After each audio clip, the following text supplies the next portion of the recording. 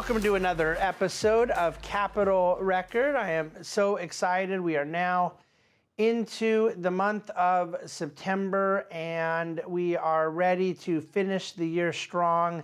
Lots of good guests coming up, starting with the one I'm going to be bringing on here in just a few moments. For those who don't know, Dr. Ann Bradley is not only a consistent top featured scholar at the Acton Institute, but is Washington, D.C. based, has filled a number of think tank positions. She did her doctoral work, got her Ph.D. in economics from George Mason University nearly 20 years ago, and right now is heavily involved at the Fund for American Studies, has previously served at the Institute for Faith Work in Economics. I mentioned being heavily affiliated with the Acton Institute. So Ann's one who's out fighting the good fight in the think tanks, educating students, debating, lecturing, writing.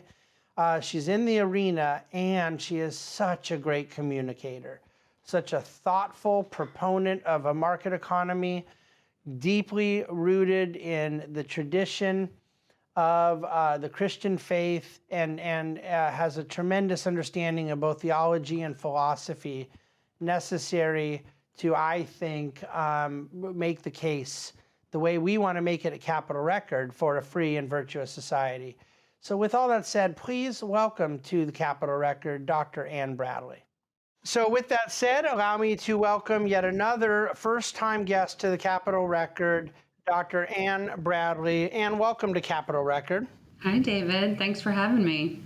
So I have enjoyed having several people who serve with the Acton Institute, like myself, on the podcast. But of course, most of us that are affiliated with Acton, with a couple exceptions, have other day jobs. Maybe you could start by telling the listeners some of the other things that fill your time.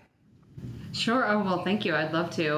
Well, I'm an Acton affiliate scholar, and I've done that for several years. My primary job is I work at the Fund for American Studies.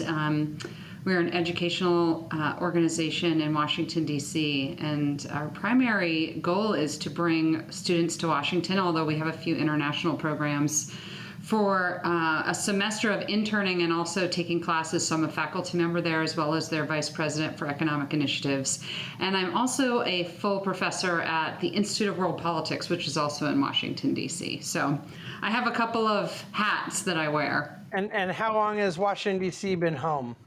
Forever. I'm actually from the Virginia suburbs. So I'm from Alexandria. I now live in Loudoun County, so we kind of continue moving west so we can afford to have a house. Yeah. But it's very different than it was when I was growing up. But yeah, always, I guess, a Washingtonian by birth.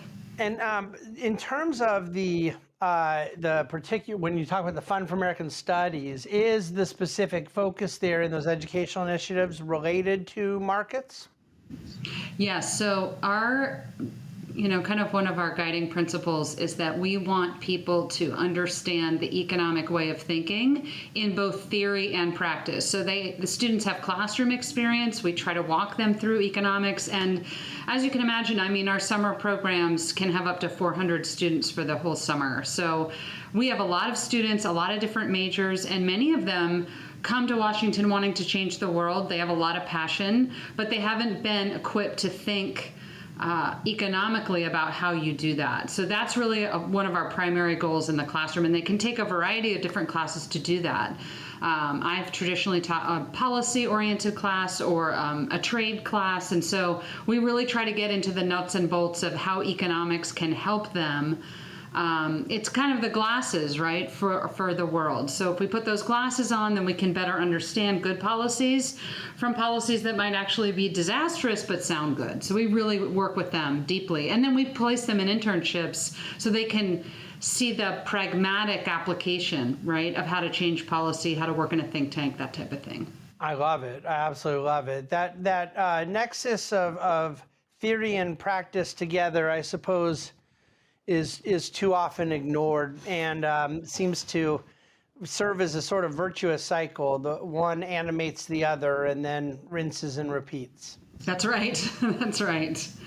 Now, I know that you did your doctoral work at George Mason, and I wonder, did you find at studying at a renowned economics program, particularly known for being sympathetic to free market thought, that George Mason had a lot of others, faculty or fellow students, with a faith orientation to the way they approached the discipline?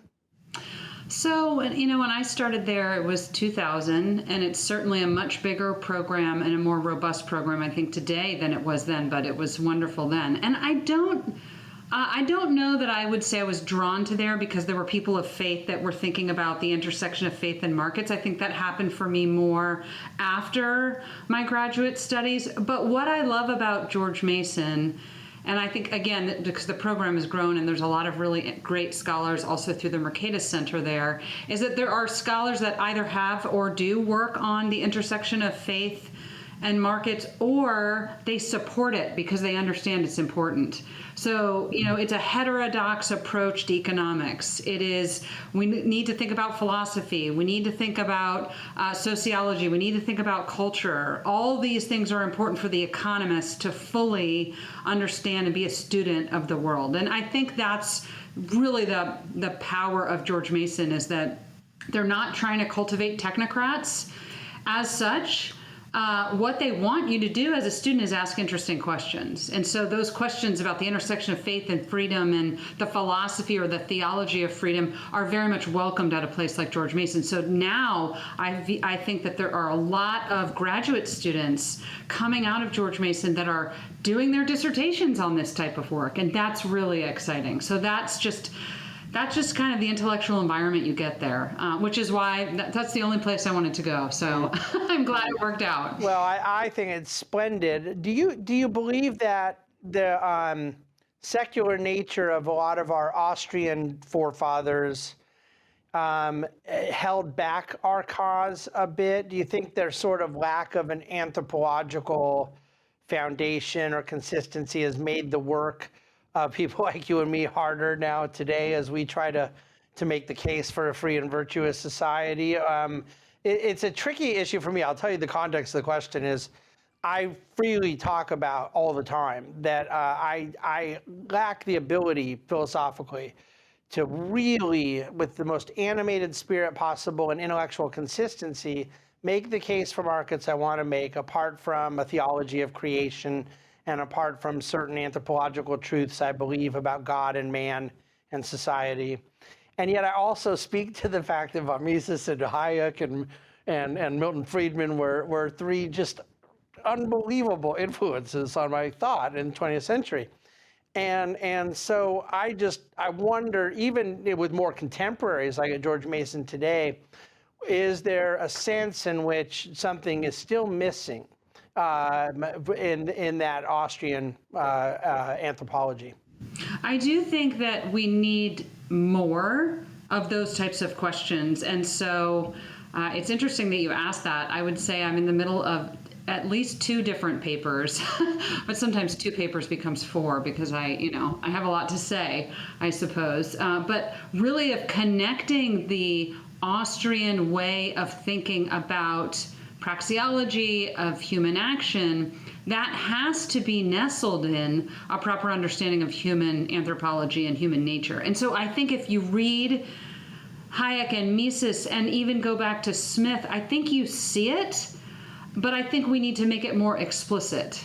So I think you see touches of it, but what I want to do is have a comprehensive Austrian understanding of the nature of man and to say that human nature is not fungible.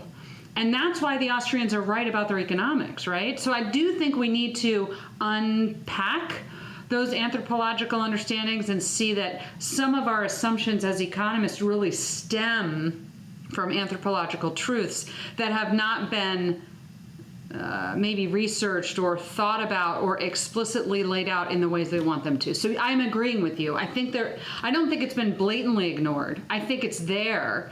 But again, I think that people who come from a faith-based perspective we have a natural inclination to go there, and maybe many secular economists can respect the importance of Christianity, but not necessarily take all of their economics back to their faith or to a faith, if that makes sense. And so I do think there's more work to be done there. Yeah, no, I definitely agree. I wonder sometimes if what you say about the fungibility of human nature, there's this component of Miesian praxeology that is brilliant about universality of human nature, and that we would agree with it.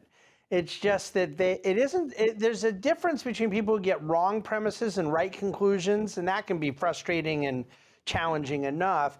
But in their case, it's almost not wrong premises and right conclusions. It's incomplete premises, missing imago Dei, missing the original sin, missing some of the creational components. And I think then even just the nature of God and man are the reality of our individuality, not inconsistent with us being a social creature. And people could argue that what we believe about man's eternal destiny is irrelevant to where we go with economics. I don't think it is irrelevant, but I would just say that there's a few things that color in so much of Austrian praxeology in creational economics that I would just love to I don't know, get one last coffee with Hayek if I could. Absolutely. And there's this little line in The Road to Serfdom.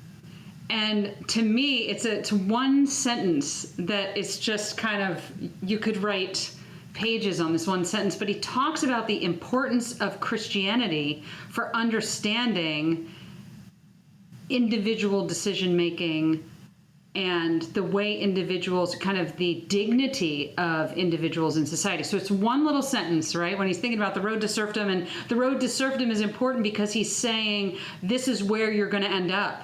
The promise isn't serfdom, but that's where you get, right? So you're stripped of your dignity. You live under kind of authoritarianism. You don't have economic freedom. All the things that he talks about, and that there's a warning of there. But it's just one little sentence, and then he moves on. So I agree with you on having coffee with Hayek, because it makes me wish that he would have talked more about what that meant to him.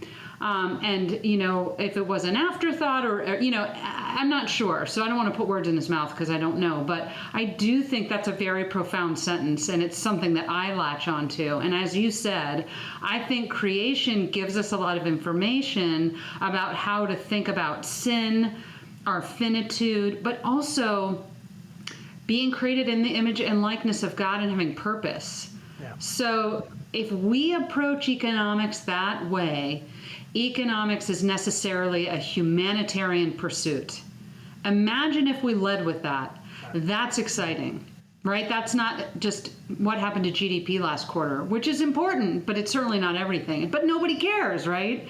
I mean, this is like the way to get people to run away from you at cocktail parties. Just start talking about GDP, and they will leave because they don't think it's relevant. But if we talk about economics in the context of the quest for human flourishing, that's exciting. But I don't think you can do that without these creational truths, as you have put that. I like that phrase. Certainly not consistently do it. And the reason I wrote my book last year, There's No Free Lunch, and am on this sort of crusade right now to kind of reframe the way in which we make the case is, I believe, the majority of people, there's a minority that are socialistic. There's a minority that are Actonized, meaning make an argument for free enterprise with all of the theological foundations self-consciously that we have.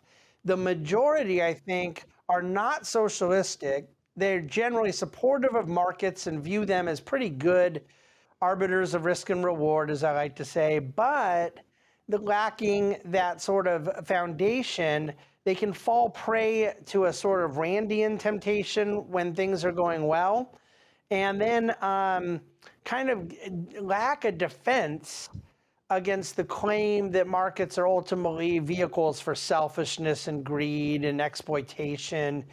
And I usually kind of wince when I hear people who don't have that foundation try to defend markets against that accusation. I think that what we're trying to offer is the most holistic apologetic for a free society. It not only makes the humanitarian case you refer to, but it also makes the production first case. It's the ultimate anti-Keynesianism that mankind was made to be productive, and we start with production and economic activity, and in fact to do so because God himself was productive and made us in his image to be such. And I really have found it to be not only very satisfying in my own journey, but very persuasive with others. It's not as hostile. I would have had a very difficult time growing up trying to defend markets purely and exclusively in a Randian construct. And yeah, because at the end of the day, we will all leave this world, and you can't take your Mercedes with you. And that's not, the Mercedes is nice if you can have it. So I agree with you. I think that it's not just about stuff for the sake of stuff, but it's about creativity and unleashing human creativity, and through that empowering human agency, which is what it means to live into our, I think, God-given purpose. And so I couldn't agree with you more. And really, again, I think that this flips the conversation when we think about poverty as well, right? Because poverty is in Poverty, Inc., of course, an incredible documentary done by the folks at Acton. They talk about poverty as the exclusion, being excluded from markets, being excluded from trade, being excluded from commerce and exchange. And that's exactly right. And so that flips the way we think about it. It's that we want people in the underdeveloped world to grow their incomes, not just because we want them to get, one day I get to have a Mercedes or something, right? But it's like the process of creative production is who we are. And the benefits of that are more abundance and more responsibilities with that abundance. So it's not just a free lunch, it's not just more stuff and then I die someday. It's more stuff. And I like to think about, in the earlier passages of Genesis 2:15, we're told to work the garden and care for it. And if you look at the word that's used in the Hebrew, it's abad. A translation of abad is to serve. So through being productive, we are serving not only ourselves, but other people. Now, that's not always the case, right? Because that takes a market economy. A market economy means that in my own quest to help myself, I'm induced to help others. But if you live in a non-market economy, if you think about episodes of socialism or communism, and I agree with you, I think most people aren't kind of hardcore socialists. But I do think people have questions about what are the limits of markets, right? But if you think about a non-market economy, people are producing, but they don't have the incentives to share the productive gains with others. They actually have the opposite incentives to just take more for myself, and then, hope, you're on your own kind of thing. Well, I think one of the most effective techniques generally in argumentation is the idea of using the opponent's argument to demonstrate how they themselves are guilty of what they're accusing you of. And my late father was a well-known Christian intellectual in the field of apologetics and talked a lot about the atheist having to borrow from the Christian worldview to assume laws of logic and science and morality, which, after borrowing from the Christian worldview, would then use those things to turn around and try to undermine the case for a Christian worldview. And I love Milton Friedman's undermining on the Phil Donahue show about the notion of a market economy being a vehicle for greed, and pointed out that the people talking about greed and wanting something different are generally state actors, as if we're supposed to believe that state actors don't operate from a state of greed, right? That they're basically guilty of the thing that they may be accusing others of. The issue you're bringing up, the long segue here, is I think that the accusation of those of us who are defenders of abundance and prosperity in a market economy are accused of materialism. And yet when it comes to poverty and humanitarian concern, it seems to me that these other vehicles of poverty alleviation are incredibly materialistic. that they would assume that all we need to do is to give people things. And yet, when we talk about it, and you used the expression a while ago, human flourishing, it's words that anyone who listens to people like us talk long enough will hear all the time. But human flourishing has always had both a material and immaterial component to it. And I truly believe that poverty alleviation, properly understood, has a strong sense of not relying only on the material to provide people happiness and that purpose, that telos that we're talking about. And within our view of market economy, not only do we have better incentives, as you say, to meet the needs of humanity, but we don't become content to view roughly half of the world's population as mere recipients of our productivity. We invite them into the production process. And I think that is incredibly anti-materialistic. I agree. I am very influenced by Jonathan Pennington's work on human flourishing. I think he really has a robust biblical understanding of what that means. And if you read his description, which is an exegetical approach to trying to understand it, it is biblical human flourishing is not only immaterial, which is, when you're talking to theologians, that can be a controversial statement, right? But when you're talking to other people, the flip side of that can be controversial, which is to say, we're saying it's both. I think that's your point, which is to say, to have human flourishing, to live long lives, to be healthy, to be free, to be able to enjoy family and neighborhoods and to produce, right? To produce and go to work, you have to be healthy. And so that requires economic production. And if you look at so basically what I'm saying is I could not agree more with your point, but if you look at the long track record of human history, people died at very early ages, and they just stayed stagnant in their incomes for a very long time. And then something radically changed, right? That changed that. And so we're in the age of superabundance. And the superabundance alone, just having more stuff, having more iPads, all those things aren't going to save us or fill our soul with, kind of the non-material things, but they are an important element of human flourishing. And I think the conversation gets truncated too often. So in the theological camp, I think you do have people who are not socialists, but who kind of reject material progress because they think it's somehow anathema to their faith.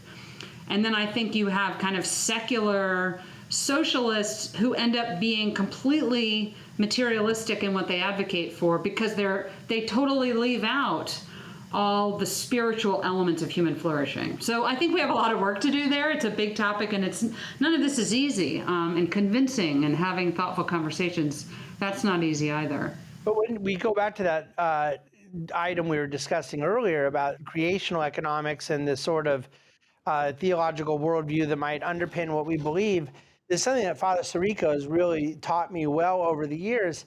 The reason I believe, as you do, in human flourishing is having both a material and spiritual component is because I believe man has a physical and spiritual component. The material and immaterial dimensions of human nature are to me very present and clear, and therefore the definition of human flourishing has to kind of address both of those dimensions of man. And it strikes me that as a challenge for those who don't believe in the immateriality of mankind's soul, destiny, presence, that it would be harder to define human flourishing the way we do if you didn't have that view of man that we do. And it would be more tempting to go down a purely materialistic construct, whether it be in a leftist way such as Marxism, but even a real right-wing, I could see a right-wing materialistic defense of markets also being very unsatisfying. Mm-hmm. And at the end of the day, I think people know this. I think you could be surrounded by all the stuff in the world and be miserable. And so I think it's a very important and crucial point, an existential point, if you will, for us. So thinking about what type of society allows us to develop ourselves spiritually and physically and materially, those are the questions we want to have with people on the right or the left who might disagree with us. I think those are kind of how we frame the questions. And I do think what it does, it allows you to rise above just the greed is good type of argument that a lot of our friends make, by the way. I mean, a lot of my, friends in my economic circles, this is like a sexy title, right? Greed is good because it sounds very provocative. But at the end of the day, none of those people would support unmitigated greed, right? They would know that like the reason that markets are good is because they constrain the greed, because they take the greed from a Smithian perspective and they transform it into service. It's not that you can change the human heart, but you can change the incentives. And for us as Christians, that's only part of it, right? We want to change the incentives so people do actually serve each other through entrepreneurship and discovery and all that kind of thing. But we also want to be disciples of Christ. So I think it's just a different kind of conversation that we're having here. Absolutely. Well, so right now, when you are engaged in the daily endeavors that you are, do you find a changing of the guard taking place in the sort of intellectual environment, that there is becoming a skepticism from even some on the right about markets? You talked earlier about the limits of markets. We hear a lot these days about market orthodoxy being somewhat perilous and common good conservatism. How pulled into some of this growing dialogue have you gotten? Well, a little bit. So, I've been a little bit concerned about what you're talking about, which is kind of people broadly, I would say broadly on the right, kind of turning their backs or rejecting markets. I think we're seeing a lot more of this.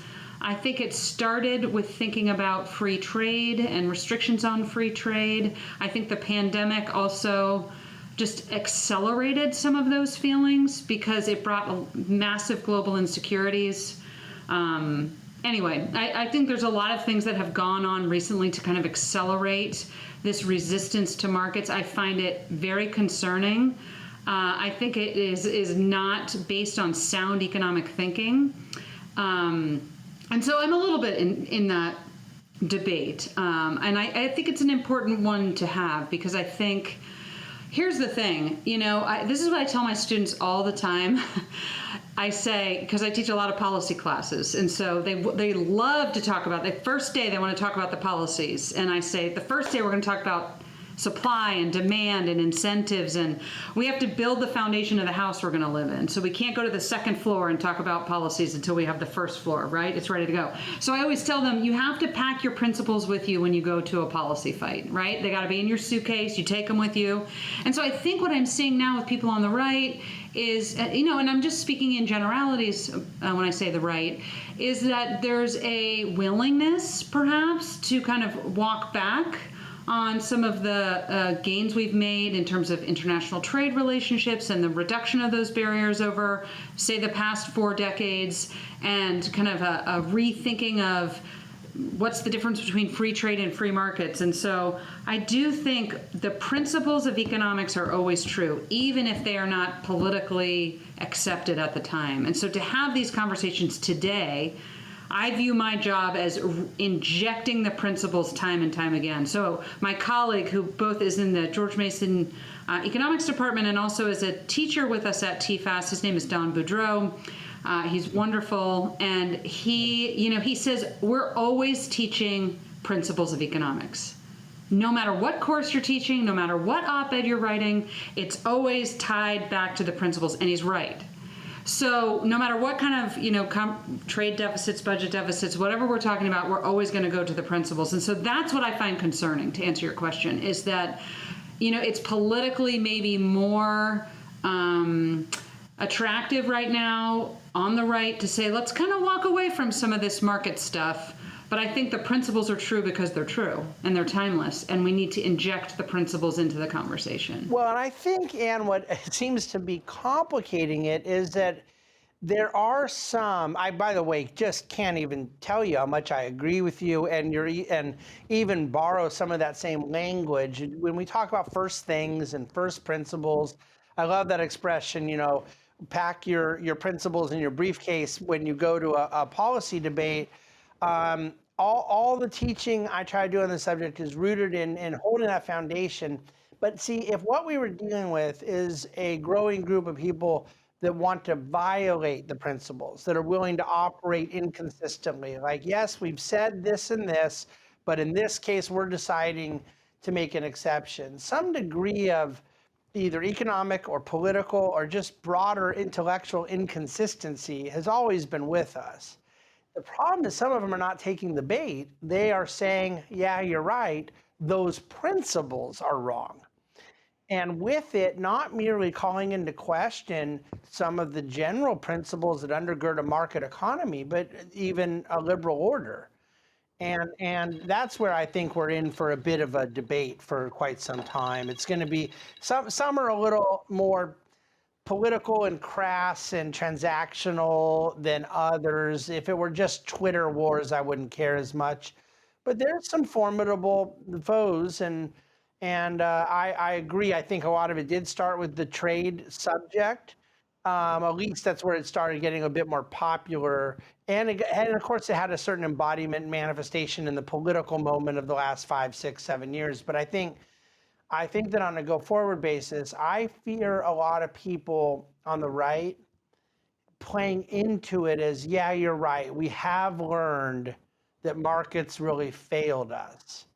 And now we need to call an audible for how the state can become a better ally in what it is we want to accomplish, whether it be an industrial policy or mercantilism or just various aspects of the culture war for that matter. I am concerned, and frankly, Orrin Cass, who I consider a friend, and I've had him on this podcast, we still have a third debate we have to do. But he and I had a very cordial debate on trade. We pretty much disagree with each other from head to toe on the subject, and a second one on financial markets, which is a fascinating subject to me. It's what I do for a living, and there's a real hostility coming in from many on the right against Wall Street and robust capital markets that we perceive to be somehow antithetical, anti-labor, problematic for the cause. I think that those things are getting against first principles, and yet some people just seem real willing to say, fine, I'll abandon the first principles. It is, I don't know, I mean, I could fill up the rest of our time together with this, so I won't do that, but this is a hill I will die on. I can say that to you right now. I mean, I've been in these debates. I've spoken with Orrin Cass as well. We have very different views on these types of things. This is not him. I will leave names out, but I was in kind of a colloquium format where a bunch of people who disagreed were having a debate, and I was told, I'm an economist, okay? So I was told to my face that comparative advantage just doesn't work. And like this, I don't even know how to process that, because we have hundreds of years of economics, both people on the left and people on the right, who understand that comparative advantage does work, right? Comparative advantage is the notion that you should trade with the person who has the lowest relative opportunity cost. And so, that runs very much counter to the new in vogue kind of industrial policy calls, right? Which is maybe don't import things from China or Vietnam or wherever it may be, but make it at home, or these types of things. I mean, there's nothing new about the objections that are being brought by modern industrial policy advocates. There's just nothing new under the sun. Yeah. But there's nothing new under the sun about the idea of comparative advantage that's tried and true. So my response, which was a little bit snarky, I'll admit, because I was just so flabbergasted to have that said to me, just like comparative advantage doesn't work. I'm thinking, what? I said, well, if you're wearing a suit that you did not make from scratch, comparative advantage works. Yeah. Right? So it's like, we have to think through the principles and just shine a light, shine a light, shine a light. I don't think that's snarky at all. If that's your version of snarky, then you would really be uncomfortable with some things I say sometimes. But because I think it's a great illustration of your point, and it's almost a sort of a more modernized take illustration from Leonard Read's I, Pencil. You know what's interesting though. Cass does not say comparative advantage doesn't work. He attacks it on the basis of what Smith had in mind in his anti-mercantilism would be countries that are literally trading natural resources with one another. And that once you implement a current account deficit, and so the financial component, right? In other words, obviously we know that it is equaling out. No one's willing to trade 5 for 3. And so we get 5 and then give back 3 plus $2 of cash and even it out.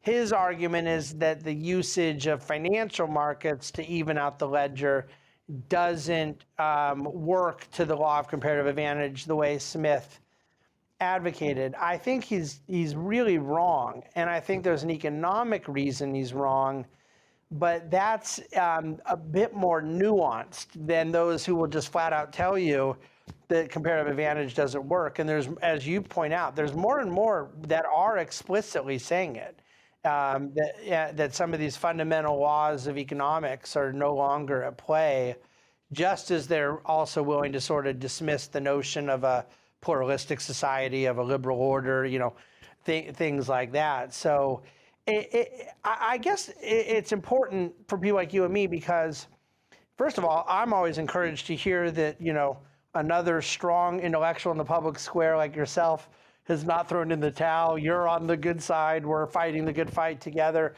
I think we're going to need our alliances and support and friendships because I don't think this thing's going away. I thought it was a few years ago, but it does seem to me right now that it's gone past the sort of age-old Jacksonian impulse and populist, elitist, divide within the right. I think it's become a not new right, but just an undermining of the right. And economically, without those first principles, we're not going to win the debate.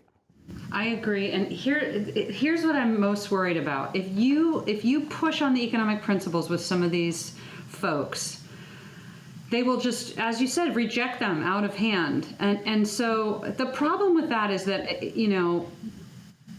you do need to know you need to have some economic understanding to make some of these sophisticated economic arguments. That's not me saying I'm smarter than Orrin Cass or anybody else, but a study of the discipline of economics is important for making proclamations about how economics works. And so if you're going to reject that, it's like if I go to the doctor and I say, hey, I have a sore throat and I looked at WebMD and WebMD says I might have throat cancer. And your doctor says, no, I just did a test and you have strep throat. Here's an antibiotic. And you say, you're wrong. Yeah. This is like kind of how the conversation goes. So I think what we have to do is find a winsome way to compel other people who listen to the spokesman for new industrial policy. Mm-hmm. It's not my job to change Orrin Cass's mind. I don't think I can do that. But it is my job to rebut the arguments with sound economic thinking because they're dangerous arguments. I really, truly think they're dangerous arguments. And if people start showing up and voting for people based on a false perception of how international trade works or international markets or, as you said, financial markets work, we are in trouble. Yeah.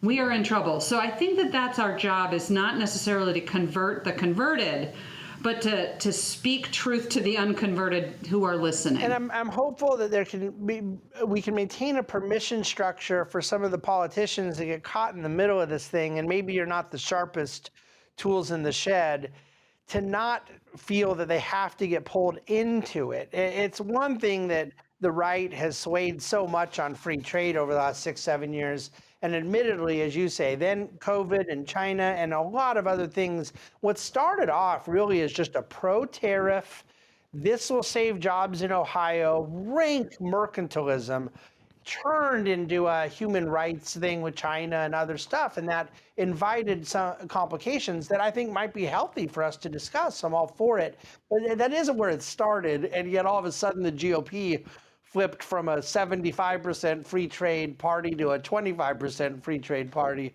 But I think stuff like Marco Rubio starting this thing about every board in America for a public company should be compelled to have a laborer on the board of directors.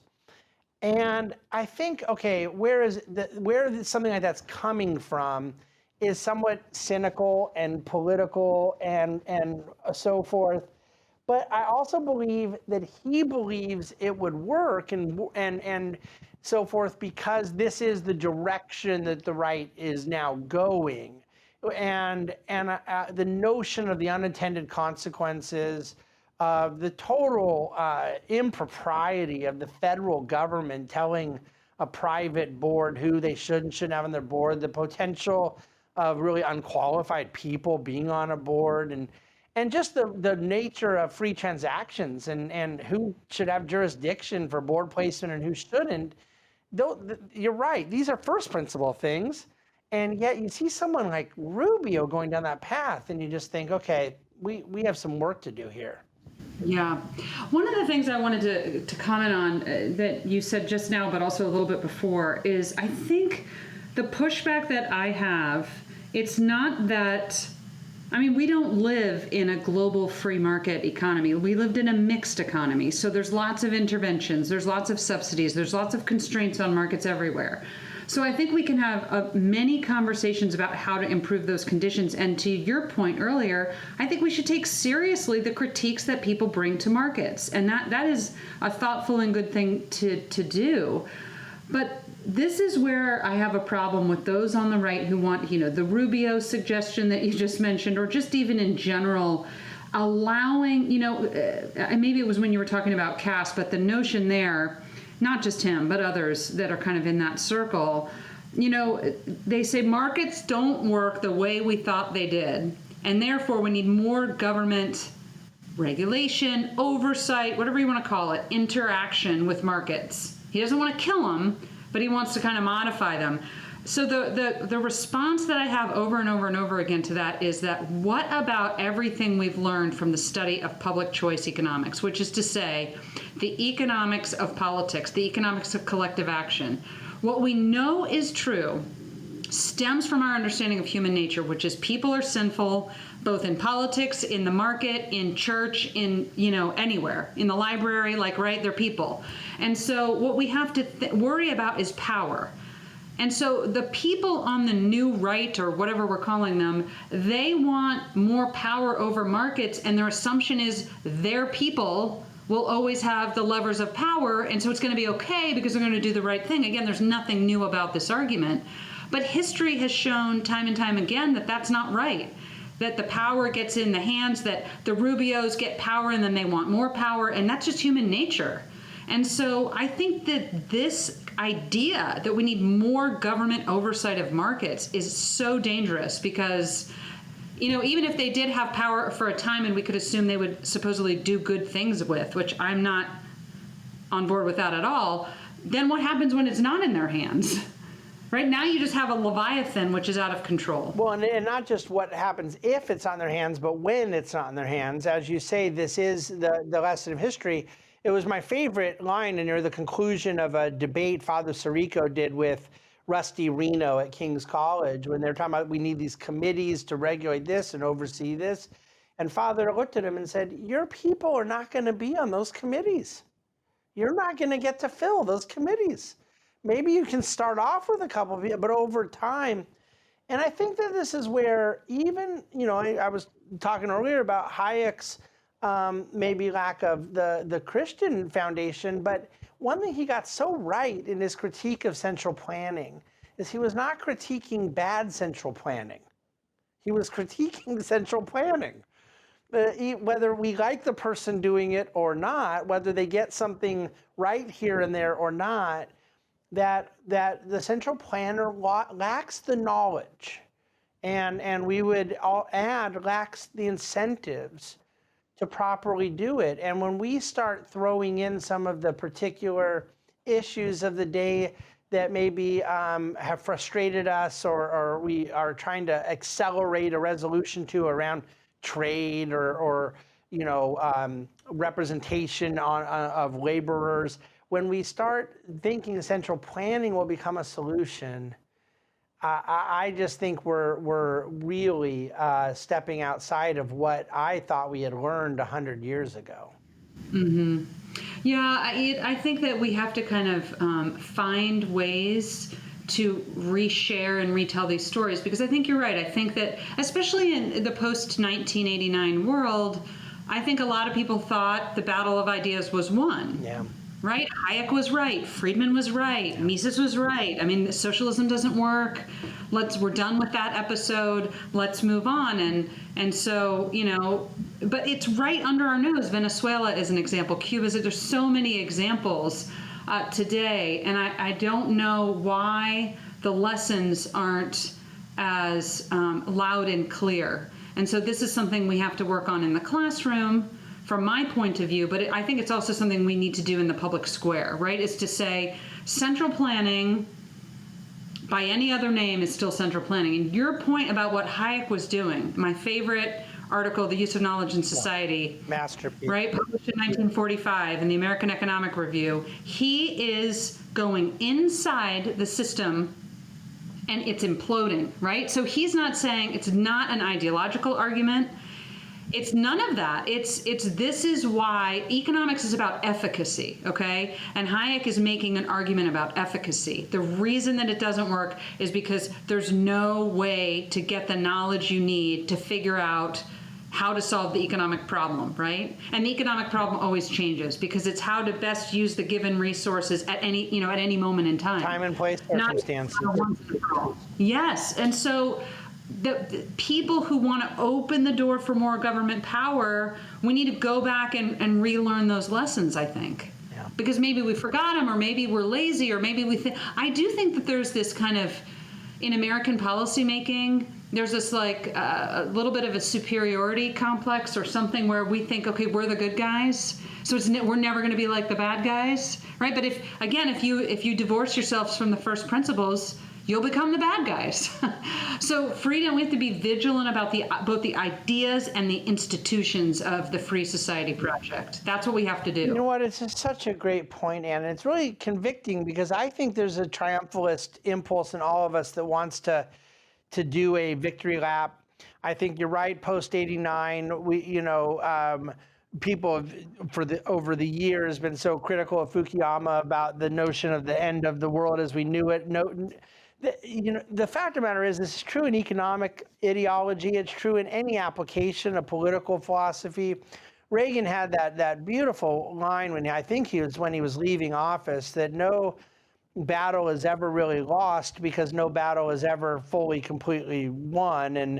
And I have said things like that, like case closed. Like history is spoken, and I think you're right. I think we have to avoid that because it is somewhat anti-vigilance. It invites people to come back in, and all it takes is a historical moment. And this may be tautological, but history seems full of historical moments. I think the one we're living in was the financial crisis.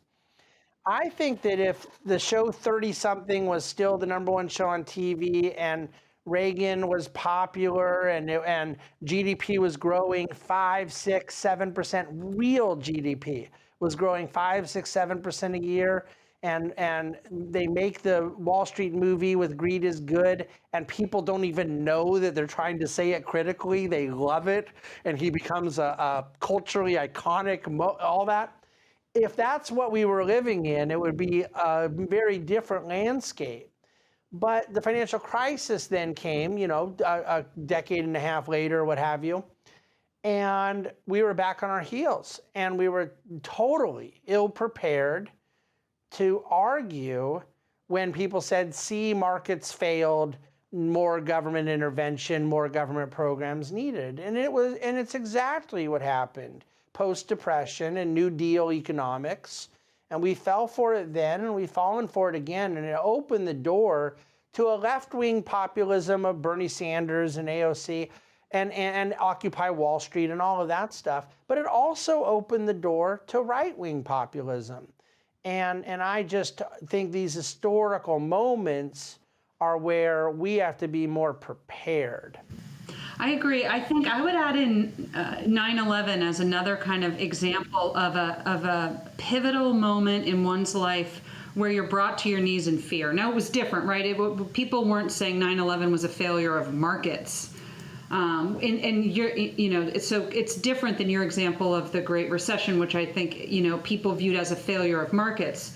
And I think it's a hard case to make that the Great Recession is actually a failure of regulation.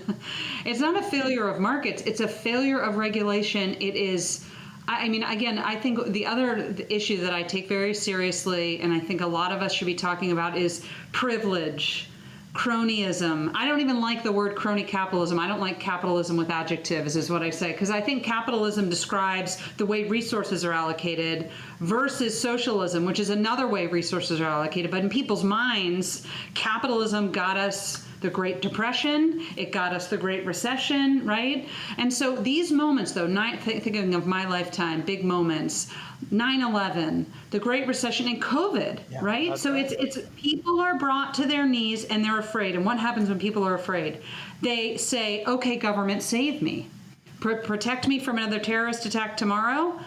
Protect my finances. So, I don't have to move out of my home. Protect me from a virus. And I think we have to have realistic expectations about what government is able to do and what it's not able to do. But in those moments, it's hard to speak into that noise. It's very hard. So I think, to your point, this is an ongoing battle. It will never have an end. We'll make progress. The tide will turn back. So our job is vigilance. But in spite of all that, how depressing that sounds, think about the economic and flourishing gains we've made just over the past 50 years. And that's not just the United States, that's globally. It's an amazing time to be alive.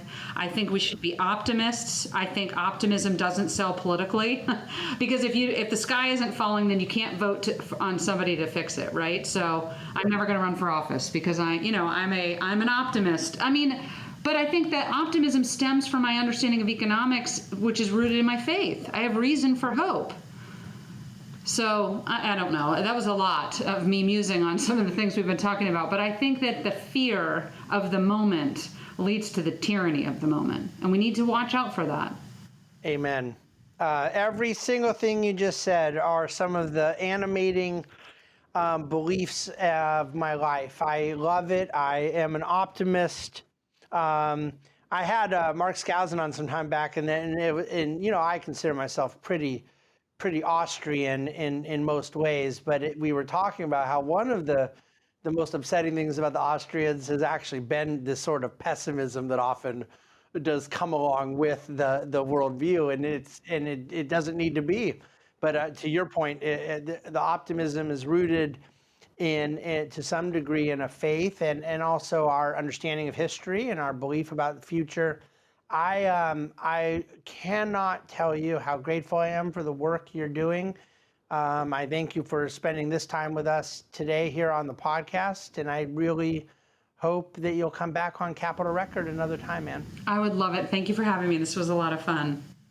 Well, thus concludes another episode of Capitol Record. I, to be honest with you, if I had tried to put a little effort into finding some things that Ann and I disagreed with, I don't think I could have done it. We really are kindred spirits. I not only love where she's coming from and what her chosen points of emphasis are, her commitment to first principles, what excites her, or the things that excite me, what frustrates her, the things that frustrate me.